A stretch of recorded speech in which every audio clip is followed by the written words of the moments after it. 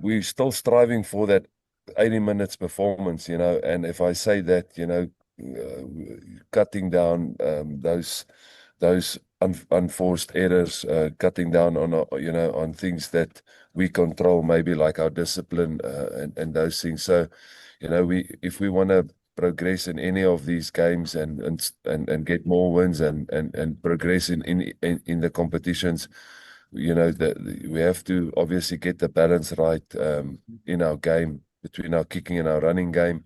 So that's a process of building, and also our discipline.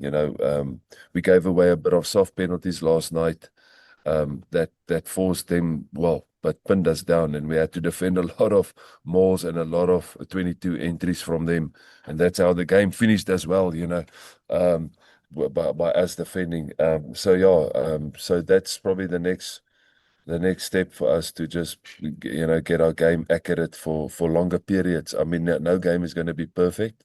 You're going to make mistakes. You're going to be without the ball for certain periods of the game. But I think we can be a little bit more clinical with the ball.